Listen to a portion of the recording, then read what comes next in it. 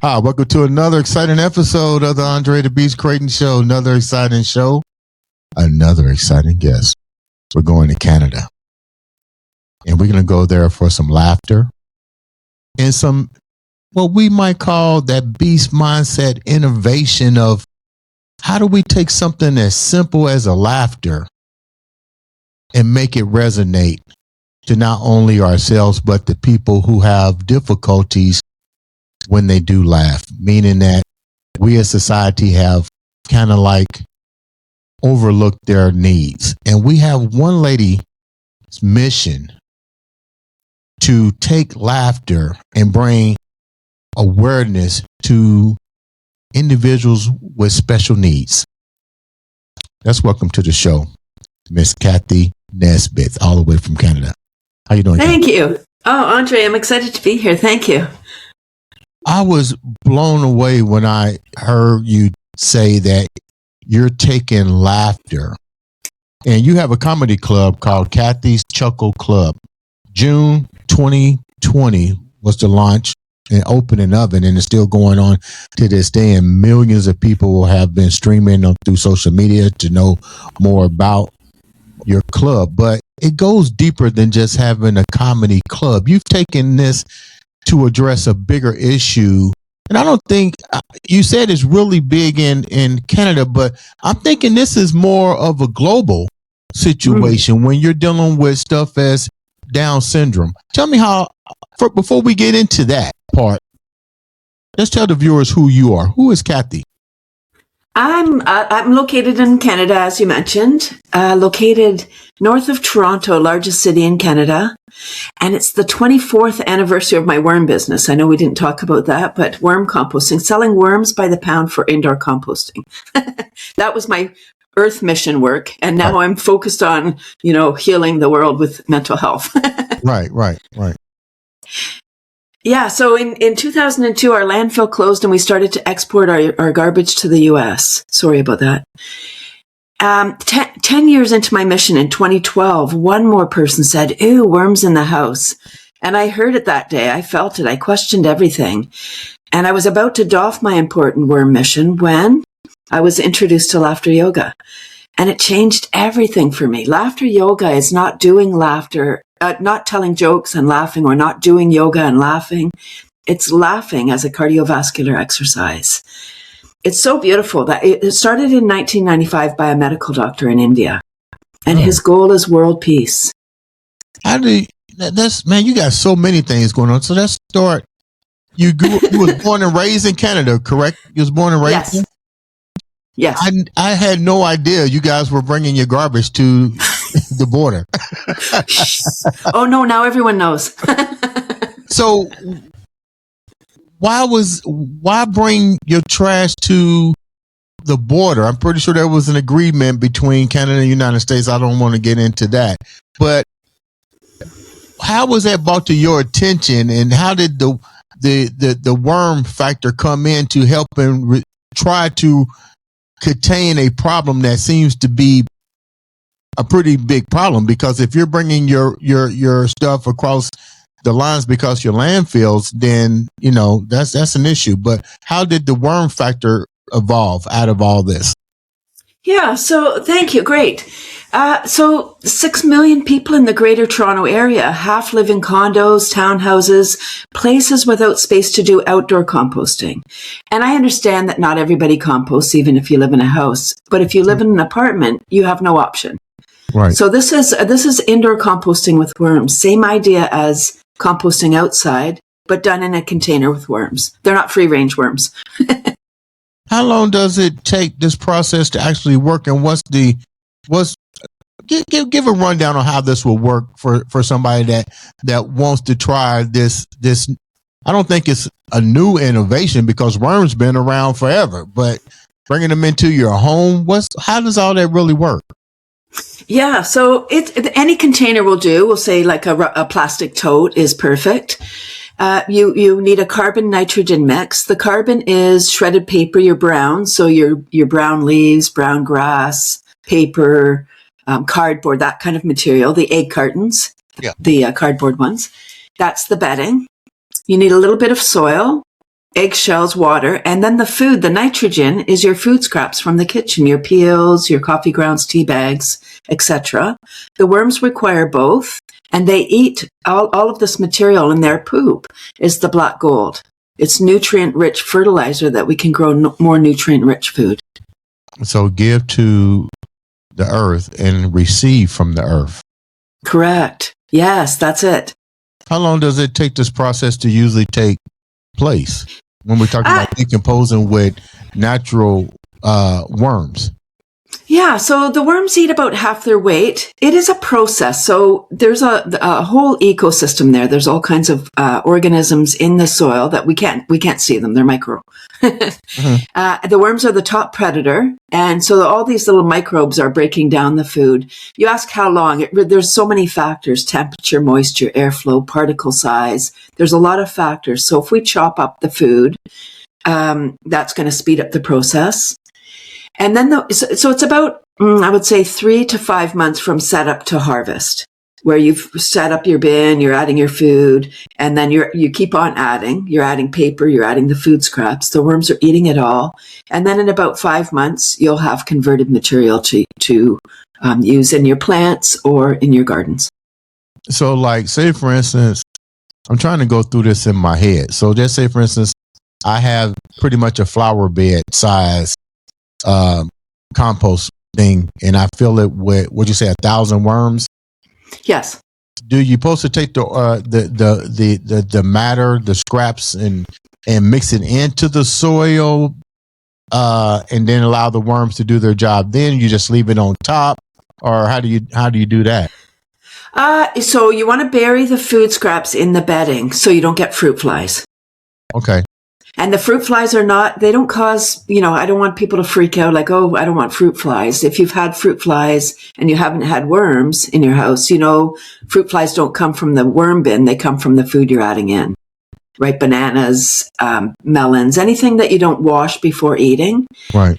The fruit fly eggs are on the outside. So if you bury your scraps in the bedding, you have a less chance of having a fruit fly explosion.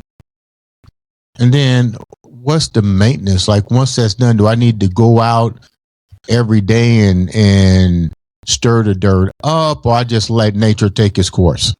Let nature do it. The worms are the turning. They don't like to be disturbed. They don't want to talk to you. They're not really pets. They're working animals. So you feed them and leave them. I would say you feed them every couple of days. If you let the scraps start to decompose first, kind of get soft and juicy, and then add that in, that's going to speed up the process as well. This is something really strange. Over 100,000 kids have gotten involved into this. It either tells me that we're getting ready to have a shift in the way in which we take care of this planet and the way in which we learn how to be self-sufficient. You deal with these with these young, inspiring minds. What are they taking away from this, from what you're teaching them? Oh, that's a great question. Toronto, like New York, like any large urban center, there's a lot of condos, it's concrete jungle. And some of these children have never seen a worm, never mind held a worm. And that's the grand finale. So when I do my workshop, the students will set up the bedding, which is fun. They get in there, they're mixing it up, getting their hands dirty. That's great. And then the grand finale is holding worms. If they've never seen a worm or held a worm, it's scary. And so they go from like, and then they embrace it. And I say, just, they can't hurt us. I just say they might poop on you. It's good luck. It's fine. And they transform. Andre, it's really magic what happens. They might start out at the beginning of the school year a little bit afraid of that worm bin, but then by the end of the school year, they've seen the worms transform their banana peels and apple cores into soil. Some teachers will have the students then grow a plant for Mother's Day or grow a plant for Father's Day or, grow some herbs in the classroom so that they can get the full lesson of the worms are taking this, what we call garbage. And it's only called garbage because we call it that. So it is. But it's a resource. It's a food for something else. Wow, that is crazy. How has your method changed the situation with the landfills? Have you brought this to your state legislature? I'm not sure how things work in Canada, but clearly this is, I won't say it's new information because it's been around forever. I just think that maybe with technology, we choose to do something that's going to make and cost money versus using the natural resources. So in other words, have you brought this up to the people that make these decisions with these landfills that, hey, this is something we can do that can save Canada tons of money and it's not costing us nothing? Yeah. So the challenge with when you're introducing anything is who are you taking business from? Right? And what is the system that's in place? Right now, there's a huge system of garbage, like trucking it around and collection and all of that. And my goal when I started the business was everybody have worms. Worms in every living space, every apartment, every classroom, not just one in the school, every business, every community center, worms everywhere. Just like the blue bin, you have your apple core, then it's going to be right beside the blue bin. That was my goal. Can this be scaled up? Yes, but we're looking at living creatures. We know that the blue bin is really contaminated. People put the wrong things in there that aren't recyclable, and it needs to be managed at the other end. Same with composting. It's much more challenging because you need to have a certain temperature. If people are putting in something toxic, that's going to be harmful to the worm. So yes, it can be scaled up, but my goal is for everyone to do this everyone be responsible for their food scraps. Let's talk about this. Going on 38 years of marriage. You need to be writing a book. You decided to go to Africa and Asia. What was that? What was that experience like for you? It changed everything. It made me the woman I am today, Andre. When you stay in your little part of the world, that's all you know. Although we have the internet now, and so we can see other things. When you travel, you get a perspective that you can't even imagine when you stay in your own backyard. It changed everything for me. It made me become more independent. I realized we don't need all the stuff we've got. People are much happier in third world countries where they don't have to worry about, oh my gosh, is someone breaking in and taking my stuff? Right, the more stuff you have, the more security you need. Really? When you look back, what was the difference between Africa and Asia? Because there's two different culture things. What did you learn from each one? Yeah. Oh, that's a great question. It really depends on the country, because each country is different. But for sure, in it's more kind of grassroots in the places we were in Africa. Just very grounded, I would say, down to earth. Just and in Asia, it was a lot of people. I was amazed how many people there are in the world. Canada's so big, second largest country in the world, and we've got so much space. And then you go to a place like Hong Kong, India, China. Wow. Very crowded. Really? When you was over there and you came back, how much of a spiritual connection did you have coming back? And did your journey to, let me rephrase this. When you went over there and you saw everything of a culture that was different than where you was from, what did you bring back and what did you want to embed into your Canadianism?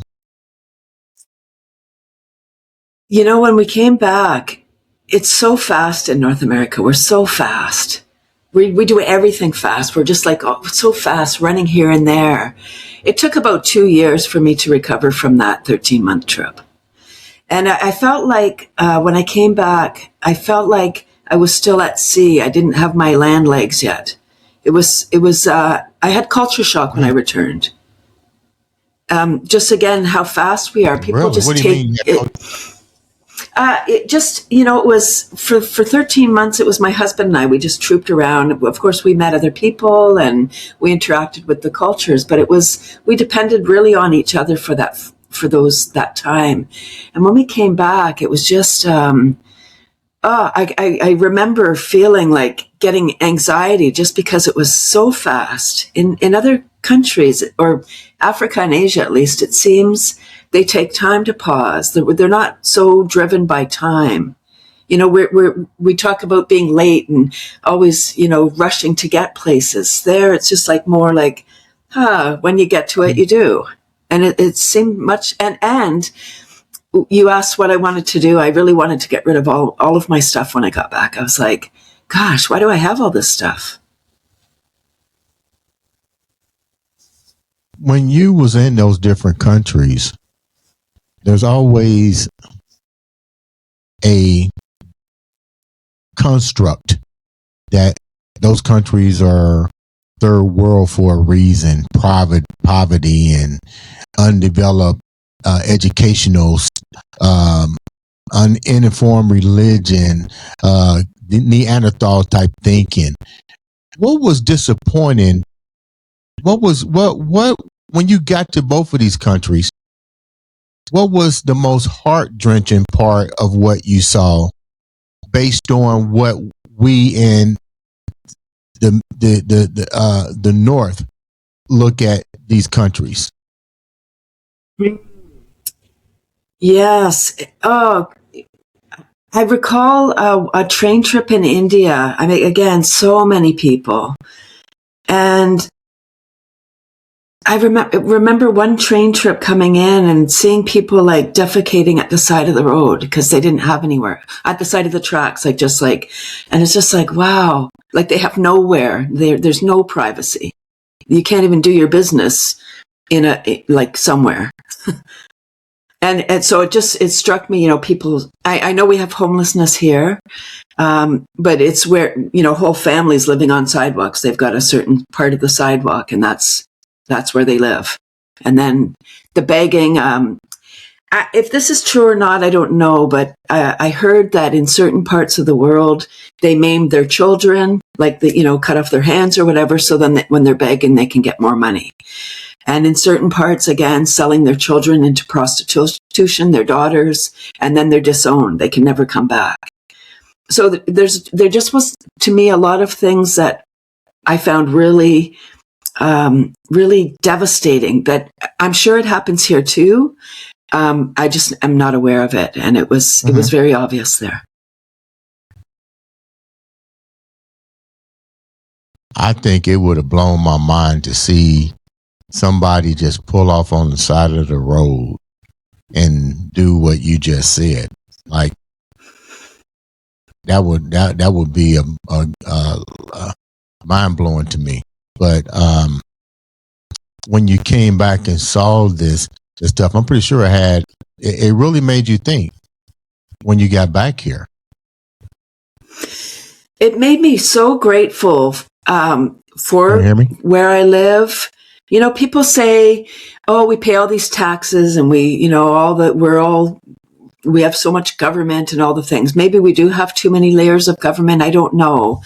But we do have a lot of infrastructure, and the infrastructure costs. If you want a healthcare and education and all of these things that help a society to prosper and do better. We really need to be educated, although, there's problems with our education and healthcare. Our systems seem to be all broken and falling apart at this time. And I think they're falling apart so that we can come in with something new. I'm not sure. People keep talking about not the new world order, but the new world, like the new way that we can be. Mm-hmm.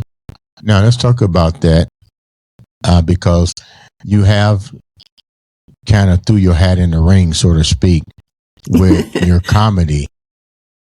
Evidently, you must have saw something when you're dealing with issues like Down syndrome. Tell me your connection with Down syndrome and the step that you've taken with that beast mindset to bring laughter into a situation that people kind of sweep up under the rug, unless they have somebody in their family that have these illnesses and been labeled handicap or whatever. That's usually when we decide we want to put our foot in, is when it's at our own door. But tell me how you got involved in this and why you wanted to bring awareness to it with the comedy and laughter. Yeah. So, okay. So I was, I got a job at a group home in 2000. And I was an office worker. I was a secretary for 20 years, and I got a psych degree, and then I got a job at the group home. And I thought that's why I was put on earth. I loved working with that demographic. It was so beautiful. I couldn't work with management, so I ended up leaving. During that time, I did introduce worms. So there's so much kind of a beautiful thread that goes between all of the things that I do. So I left there and went to a school working with challenged children. And then I got injured and I came home from work and there was an ad in the paper for my worm business. Okay, wait a minute. I'm telling the wrong story.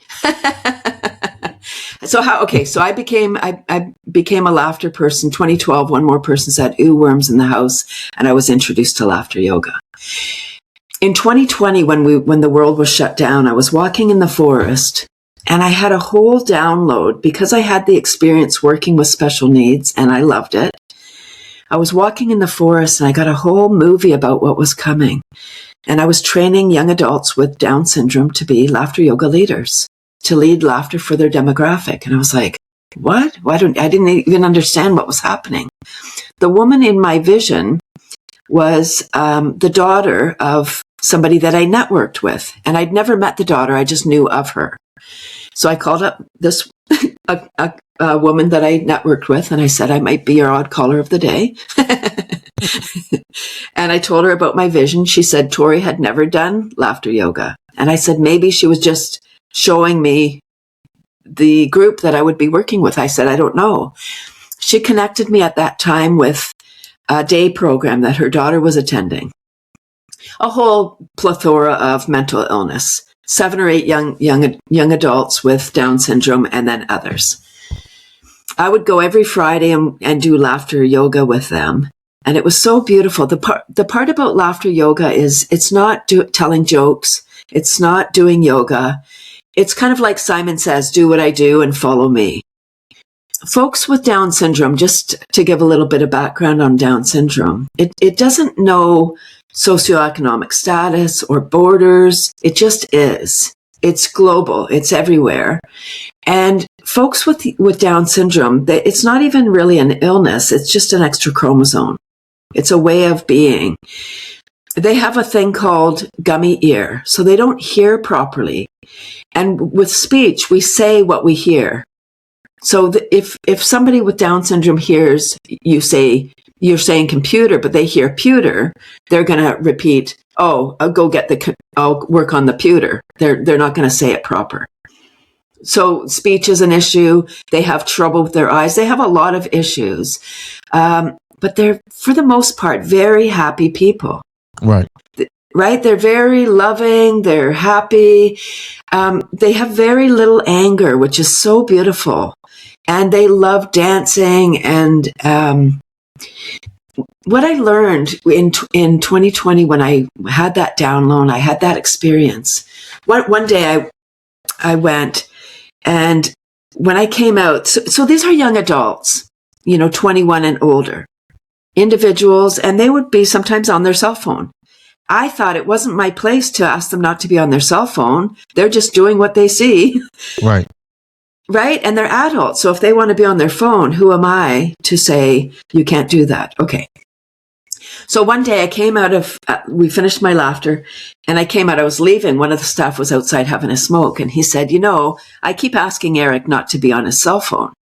And I was like, oh, I didn't even know that was an option.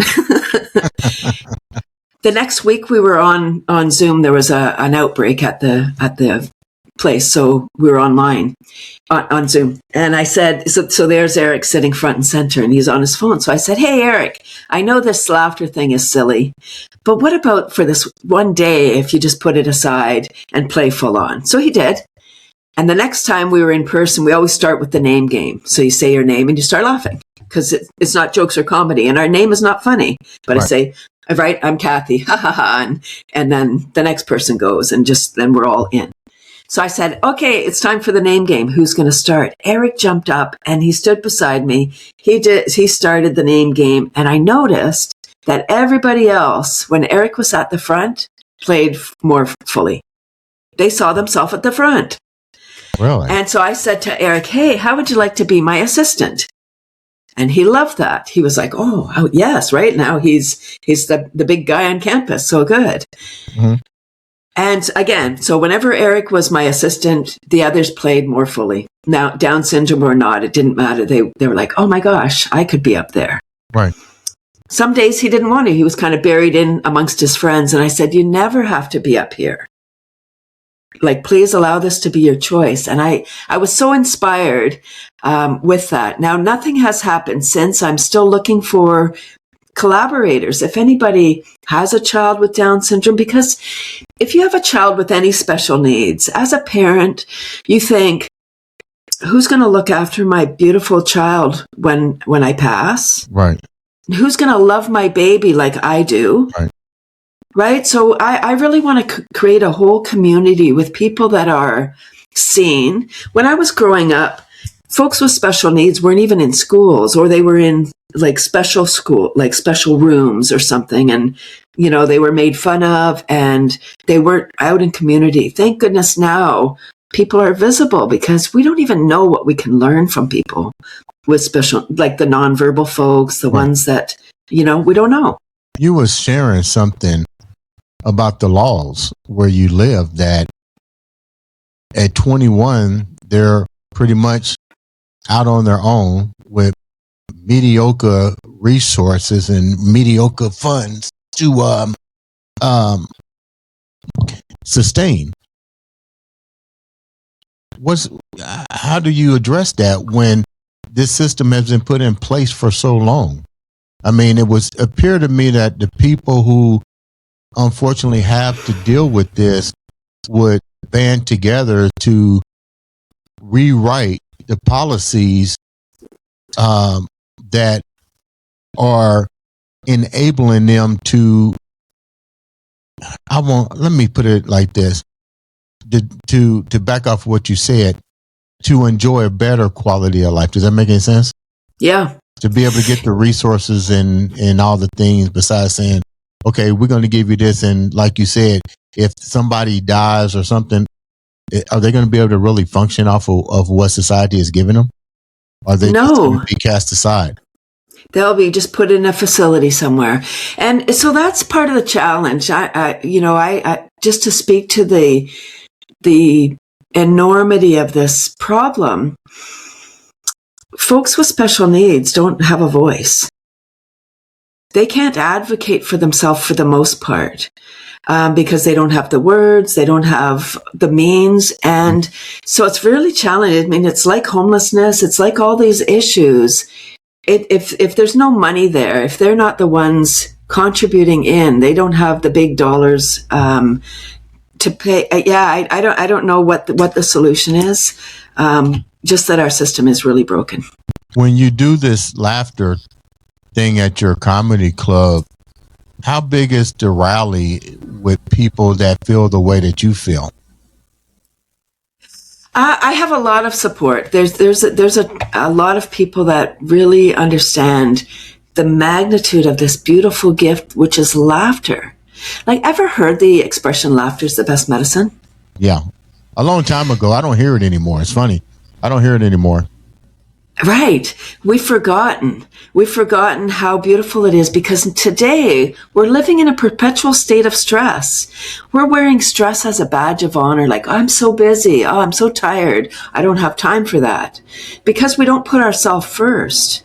Hmm. We've grown up in a society in North America, especially, where we think that when we achieve things, that's when we have the big house, when we have all the things, when we have the car, we have all the things, that's when we're going to be happy. And I'm here to say we have it flipped on its head. We need to be happy first. And those things may or may not come, but things aren't going to make us happy. Experiences are.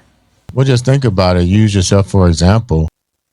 You go to Africa and Asia, and you see what is labeled as third world countries, living in the Stone Age and behind on technology, and you realize they're probably more happier than you.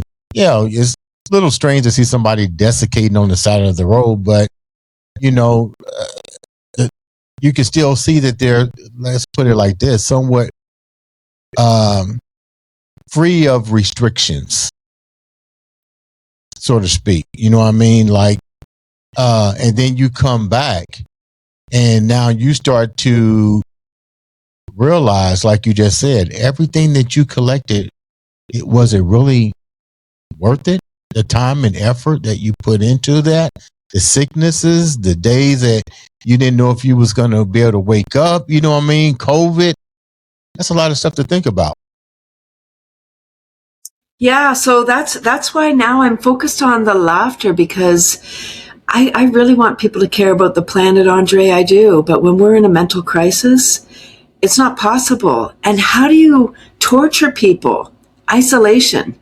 So we had a global isolation project going on. I'm not talking about if was real or imagined or how it came about. Nothing about that. But when you isolate people, even when you're in prison, you don't want to be in solitary. Right. So what did we do? We made everyone stay on their own, like 6 meters apart or 6 feet or whatever it was. Masked, all the things, staying inside, shaming people, neighbors squealing on others if they had somebody over. I mean, it was really a divisive time, and I believe that is still, the residual is still here. There's people still struggling from that time. What, you're married. What's your husband's take on this? Because I see this situation with you not doing this solo. I see if you've been married for 38 years, he has some say so in this. Like, what is his take on your, I'm gonna call it your Joan of Arc quest? When you're together for long term, and it's a beautiful, loving relationship. I would say that there's a lot of give and take. There's a lot of compromise. There's a lot of, we've done a lot of work. And I think anytime in a long-term relationship, there's times when you come to a plateau, like it's like, okay, this has been fun. I'm going this way, you're going that way, and you separate. Or you go, okay, I want to work together still. So you do some work and you go together and you go another platform. And then, so we've had a few of those. I think, I think about this because I grew up in a broken home. So my parents were divorced when I was 7. And at that time, it seemed that everyone was still together. So I was the oddity. Now it's weird if your parents are still together. So I get that it's kind of commonplace for everyone to be separated. My husband came from a family that they don't have any drama. There's no shenanigans. I don't even know how that could be. and so I think when my parents split up, my dad was alcoholic and all kinds of shenanigans going on there. I was like, I don't want this. Somehow in my mind, I thought, I don't want this. And I think my husband thought, this is what I want.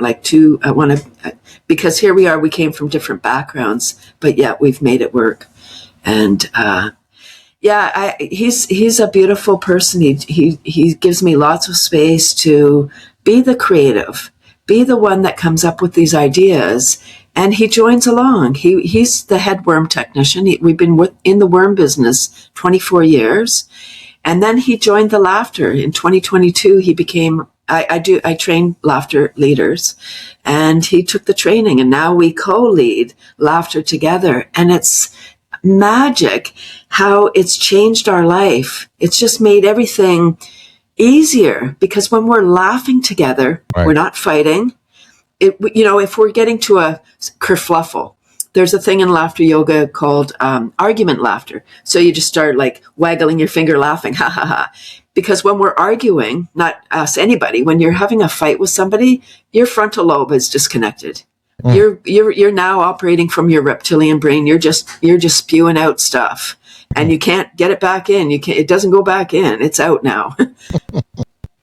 Right. So it's best if you don't spew all those things out. If you can manage your nervous system first by having a little laugh, you laugh, ha ha ha. Okay, let's have an adult conversation now. What do we want to?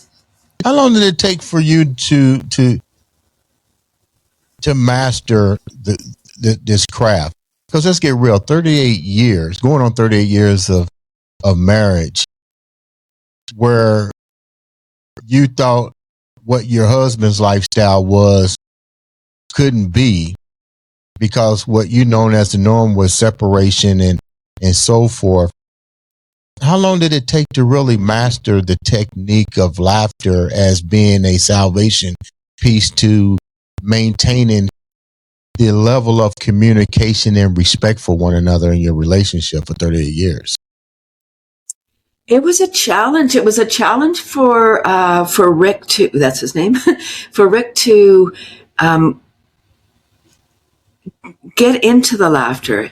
His story is different. I say that he was laughter hesitant for about 10 years. Like he would leave the room. And then, so his story is, because we came to the worms together and we're together, like they say codependency is not good, but I would say we are codependent. We're like one. We troop around together, and it's great. It does work for us.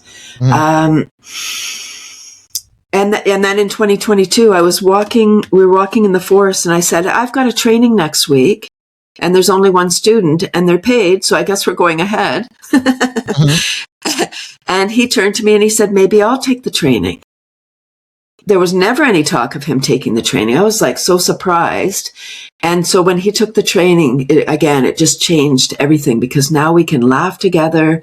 And I think with the laughter, it really helped me, because I'm a little bit intense. I want stuff now.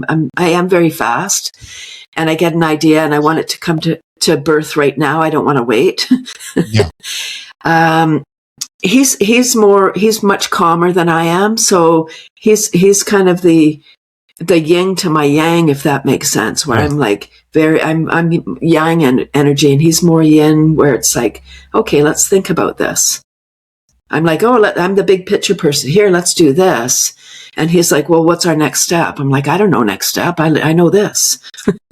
So how long has this laughter treatment or method been around, and how do you teach laughter? Do you tell a joke at somebody? Like, how do you spontaneous and non-spontaneously just start to laugh and embrace it as a part of your daily activity? Because you're right. I remember back in the day where they say laughter is the best medicine, but let's get real. We don't hear that today. How do we gravitate? Let me put it like this.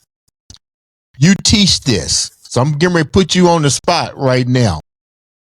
How would you first teach somebody how to incorporate this into their daily activities to see a difference in how they approach life, to make them interested in learning more about the craft? Did I say that correctly? Absolutely. Yes, I got it. Okay. So laughter yoga is not doing yoga and laughing. It's not jokes or comedy, because jokes are cultural, right? Two people going somewhere, not funny for those two, probably about them. So laughter it's a cardiovascular workout, laughing for the health of it. When we understand the power, how potent this magic medicine is, we're going to embrace it. Yeah. You know, we don't meditate once and we're done, check it off the list, go jogging once, have a good night's sleep once and go, okay, I did that.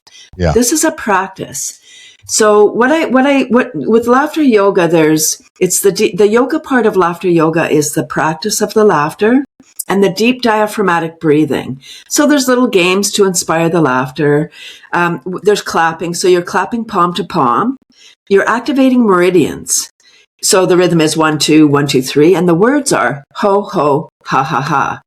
Here's a wonderful part about laughter wellness or laughter yoga is our body doesn't know the difference between real and simulated laughter. Our brain does, right? Our brain's role is to keep us safe, conserve energy and keep us safe. Right. Which is why we go to the family function and we get into the fight with our sibling again. Right. Because they said that thing, they trip the wire and we get back into that fight. The brain's like, oh, I know what to do here. With laughter yoga, we're in our body. So our body's secreting. As soon as we smile, we start to secrete the love drugs, dopamine, oxytocin, serotonin, and endorphins, the love drugs, the happy hormones versus cortisol, adrenaline, epinephrine, the stress chemicals. Angry hormones. The angry chemicals, right? Yeah. And when we're stressed, which we talked about, we're living in stress all the time now. Mm-hmm. Blood, lymph, oxygen leaves our frontal lobe to go into our muscles so we can escape, even if we're escaping from our mind. So laughter just forces us, like we don't have to think, oh, breathe in, breathe out, because when we're laughing, we're exhaling. Ha, ha, ha, ha, ha. Ha, ha. In order to ha, ha, ha, we got to take a deep breath in and continue ha, ha, haing. Mm-hmm. Right? So our brain requires 25% more oxygen than the rest of our body as an operating principle. So when we're stressed, like, ever lost your keys and you're flapping around, you're like, where are my keys? I got to go. Yeah. You're getting more stressed because your brain knows where they are, but it's literally deprived of oxygen. I just had that happen yesterday. Sorry. Yeah, it's like, seriously, I was looking for my keys, like, okay, where are my keys at?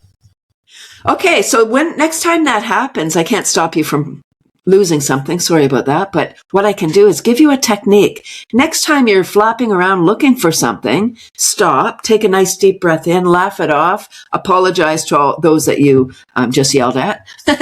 Yeah. And then your keys will be right there. Like, oh my gosh, they're right there. I didn't even see them, because we get tunnel vision when we're stressed. Yeah. It's funny that, you came on the show to talk about laughter therapy. When I created the I Am Beast radio station, I put myself into one category that I know people had to deal with: the morning rush and coming home. And I said, I want to create a radio station that if I'm listening to music, that's one thing. But if I'm listening to a joke while I'm stuck in traffic, I'm going to be less likely to be angry. Right? Yeah. Yes, I love it. Yeah, but a lot of people couldn't see that vision on what I was doing simultaneously through audio. Like, okay, you're at your work hour, you're stressed about trying to go to work.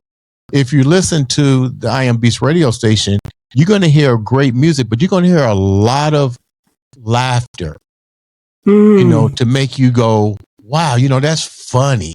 And kind of, like you said, change that brain wave for a moment, and that you was tunnel vision on. So I'm 100% with what you're doing. I even sometimes use myself as an example. I would sit at the desk and I would find something to make me laugh. You know what I listen to? This makes me laugh all the time. That show that's in Canada, that came out of Canada, where the guy would do the pranks on people and stuff. Rick Mercer? It's a joke. It's some type of joke thing, and they just get people on the street and they just do these crazy skits, man. Just for laughs. Just for laughs. Oh my goodness. That's addictive. Like how you laughing now. That's my to go to when I'm, want to laugh. I say, oh, let me go to Just for Laughs. And it's just funny how you even doing a prank on somebody that don't know is funny. You know what I mean? Absolutely. Yes. I love that you had a show for the rush because, I'm in Canada. Winter driving is you're white knuckling it. You don't know if you're going to slide off the road or slide into I'm the person. in Indianapolis, Indiana. We just had a major snowstorm here, and I drive a little sports car. So I'm white knuckling too, just trying to go, 5 miles to the grocery store. Right. So when you're driving, you don't even realize how much stress you're carrying. You're just like, wow, and you're tight because you want to be in control. Right. And so when we get to our destination, we need to doff that energy. We need to get rid of that stress. Otherwise it's careening around in our body. And we don't do that. We'll get to our destination. We get out, we go in, and we start, we go to our next thing. I'm advocating for people to shake like animals, like like a beast. Yeah. If a rabbit gets chased by a predator, right, if it survives, it will go and it shakes that stress energy out. And then it's like, oh, I'm hungry. And then it gets on with its life. What do we do when we have a trauma or a stressful event? We keep it in our body, and then we wear it as a badge of honor. Like, oh, we might even talk about, oh, this thing happened, and which reinforces it in our body. Mm-hmm. And it stays in there and stays in. The next one goes on top. Sometimes when people come to laughter, if they haven't laughed, like done a great belly laugh for a long time, at the end of a laughter club, they can feel sad. Like tears can well up, and a good laugh. That happens to me, yeah. But it's such a comforting feeling because anything that I might have not unprocessed is now out, and I'm not really thinking about it anymore. It's kind of like, wow, you know what I say? Damn, I needed that. Right? I love that. Yeah, that's what I say. Damn, I needed that. But I do it. I think another thing too. I kind of using myself as an example with your laughter method and theory. I think that we're so caught up in success and fulfillment of things that we create for ourselves that we forget, like you said, laughter is the best medicine. Come out of that rut for so many times a day. What I've done is treat it like I would an exercise regimen. I'm going to take this little bit of time and I'm going to just sit back and laugh for a little bit. You know what I mean? Just get it out. Nobody has to, hear me long as I know I'm doing it. You know what I'm saying? Yeah, absolutely. Yes. It is a practice. And once you practice it and you become laughter, whenever I'm walking around, people, like I'm at the grocery store and somebody, whoa, you're happy because it's just energy. Yeah. So I'm emanating this beautiful flow of energy that's high vibration. Like, you walk into a room, if somebody's had a bad day because you can feel it. Same if somebody's euphoric. I don't know how many times people have said, wow, you're happy. And I go, then I feel they act like that's a crime. You know what I mean? Yeah. Like, you're right. When it comes to that vibrational frequency, laughter is good because I'm the type of person, if I'm out, I don't mind saying, hey, how you doing? And people look at that like a fear factor. Like, we've gotten to the point to where even a simple acknowledgement of today, how are you doing, becomes a death sentence for somebody to even respond. Or they do like this. They don't know how to respond. They are like, that's a cultural shock to be greeted with a word of endearment. How was your day? How you doing? Right? We're so disconnected. I'm in a small town, and I love riding my bike. So I'll ride my bike, and I combine my laughter yoga. So I'm riding my bike laughing, which is just part of my branding. And one day there was a gentleman with, it turned out, a grandfather and granddaughter. And they were on a bridge, and I stopped. I got off my bike, and I went to approach. And as I was approaching, I could feel that he wasn't happy that I was approaching. Right. And so I stopped. I just said, "Oh, well, have a good day." And I got on my way. A couple of days later, I was on the bridge, and that man walked up. He didn't have his granddaughter this time. And he stopped, and he started to talk to me. And he said, when people see people laughing by themselves, they think there's something wrong with them. And I started laughing. I know those crazy people laughing alone. Yeah. And then we continued talking. I get on my bike. I ride back home. It wasn't until I walked into my living room that I was like, oh my gosh, he was talking about me. Yeah. I didn't even know. You made him afraid based on a stereotype. Right. And he had his granddaughter, right? So he was afraid, like when he was on his own, it was safe to approach me, but with his granddaughter, right? Maybe. And I was like, wow, it's so interesting. And I think really as a white woman, I can get away with a lot more than other folks, especially an old white woman. Like people probably just like, oh, there's that crazy laughing woman. It just makes me sad, Andre. I take, sometimes when I go to Toronto, I'll take the public transit, and I don't have a cell phone. I know I'm going to have to join the world one day, but I look around. I was about to ask that because we sent the text, and you know what I said? This is no lie. Right before you came on, you know what I said? Does she not have a cell phone? You sent me a text? Oh, I've never texted. Yeah, I'm like, because we always send a text to let people know, hey, it's time for your show to air, blah, blah, almost like a confirmation. And I got thinking, does she even have a cell phone? That's so funny. That's funny that you even thought that, because people are really surprised when I tell them I don't have a cell phone. But when I'm on this public transit, people are either on their phone or they're sleeping. Yeah. Like nobody's looking around. Like I just want to meet someone. I love meeting people. I love surprising people. Like, just someone sitting beside me starting to talk. And like you said, like it's so weird. People are like, oh, what's wrong with this person that they're talking to me? I think that we've gotten into a situation to where isolation is the new communication. Meaning that if I embrace myself into a device that's going to tailor to what I want, because the devices now listen and the algorithms feed what you're thinking, you become my Siri. You become my safe spot. I don't have to worry. I create an avatar illusion mentally, physically, and emotionally, even spiritually, through my mobile device that I don't really, excuse my French, I don't really need human connection. And this makes it a little bit easier now for me to allow technology, AI or computers to basically run my life, because I've given my free will over to the next level of communication. I don't need to talk to humans anymore, because now I become fearful.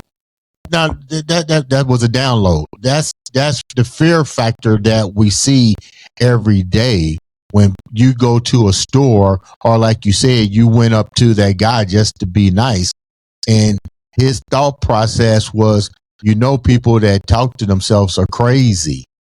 You see what I'm saying? So we created this monster by eliminating the old saying, how this story started, laughter is the best policy, but also communication to laughter is also the great policy too. Right. Everyone, I believe, and I think this is true, that everybody can teach us something. Yeah. Everybody knows something that you don't know, and they could teach that to you if you took the time to get to know them.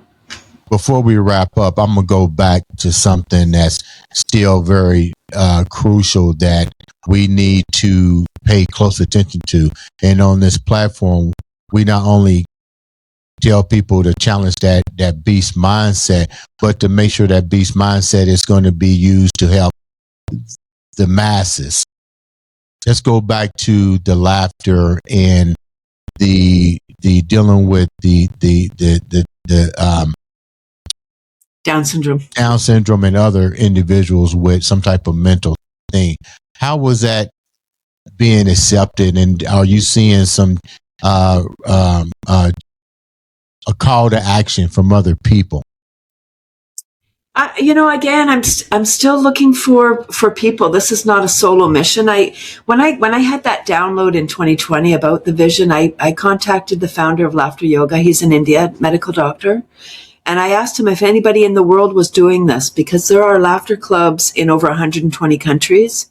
So I thought, I don't need to reinvent the wheel. If somebody is, I just need to be connected. He connected me with somebody in Turkey doing work with folks with cerebral palsy. And that's admirable, but that's a different demographic. Right. And so I was like, okay, it's up to me. So I'm still looking to create that. I know it will be something that is going to be life-changing for a lot of people and their families. I think it's going to give a lot of peace of mind to some parents who they're just wondering what is going to happen with their child. Imagine if your child is so happy, they're laughing and they're leading laughter and they're getting paid for the privilege of laughing with people. Yeah, and I, as a former trainer, I used to train a lot of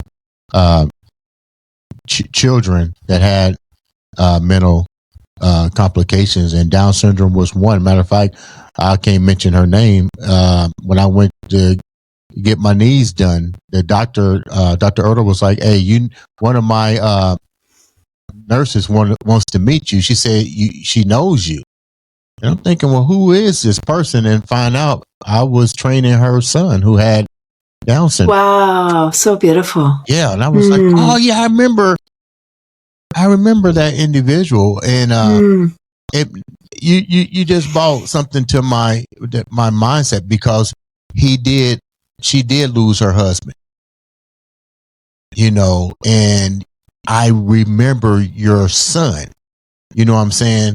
And I can just imagine what you must be going through, knowing that there may or may not be resources to deal with this, especially if the child is now an adult. What happens?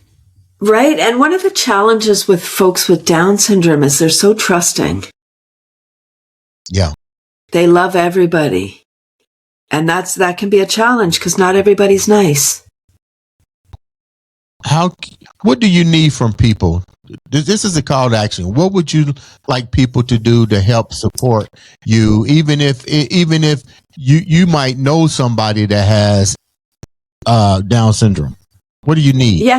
Yeah, I would say if anybody's listening that has a child, works with Down syndrome, is just interested in this mission work, please reach out and let's start something magnificent, because it will be life-changing for many.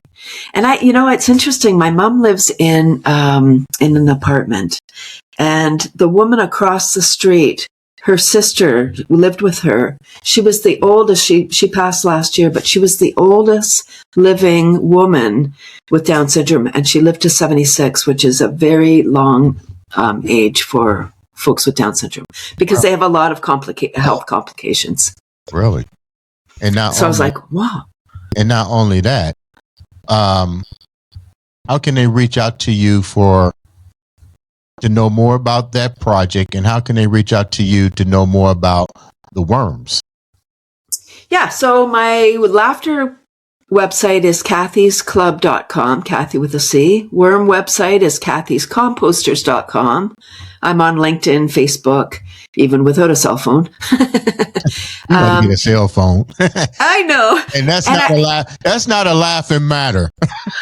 It is not. It is not. I'm actually a little bit stressed because I'll have to go to cell phone kindergarten. I won't even know what to do.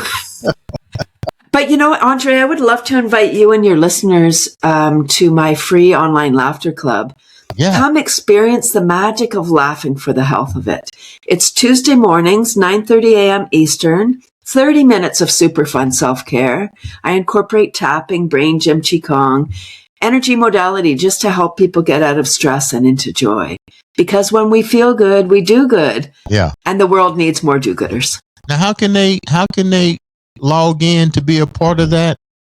It's cathysclub.com, and then just at the top, there's a link to register. Man, you're doing amazing things. I appreciate you taking time out to come on the show and share this information. Guys, make sure that you subscribe, like, share, follow. All it takes is one click of one of those social media platforms to make the difference in somebody else's life and even change yours. Cathy, thank you so much for taking time out to come. Ladies and gentlemen, this has been another, and I do mean another, exciting episode of the Andre the Beast Creighton Show.